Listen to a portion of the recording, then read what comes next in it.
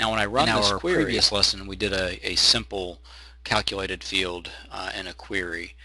This time we want to do another calculated field, which is still pretty simple, but we're going to use the expression builder as the method by which to create it. As far as the query itself, you start off the same way as you do any other query. So I'll do create and then query design. In this particular example, I just need the contract table, so I'll add that and then close. And let's say that the only fields I really care to see in the query are lesson type, lesson length, and lesson cost. And my goal this time is to see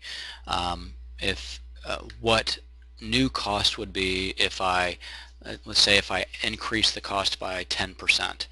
So for example, this one, the math is easy.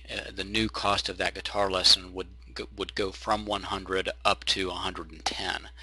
Now if I'm just trying to get an idea what that calculation is going to result in for every one of these, then I'm going to create a calculated field out here that's going to take whatever the current lesson cost is and multiply it by 1.1 to give me the 10% increase.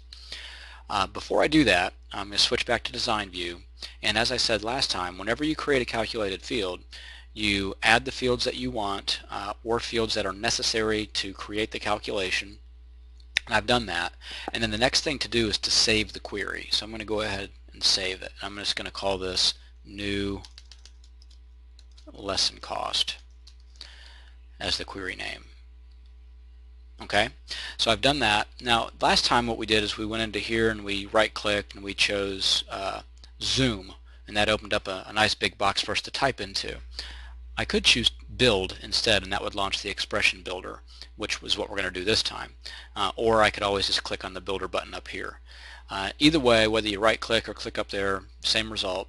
The expression builder opens and it will build the expression for you up here in this white space. The advantage to using the expression builder is that when you go to enter the field names, all you have to do is double click it instead of typing it out, so it reduces the possibility for error. The advantage to using it beyond that is that it probably makes it a little faster. But in order to have these values sitting right here for you to use, it's important that you first add them into the query down here and save, as we did at the beginning of this. Had I not saved this query, I would not see these three values here to choose from. So whenever you want to use a field as part of an expression, add the field into the query grid, save the query, and then when you open the builder you'll see it listed right here. And then it's very simple. All I have to do is double click lesson cost, and then to increase that by 10%, I'm just going to multiply by 1.1, and multiplication is asterisk. So I have lesson cost times.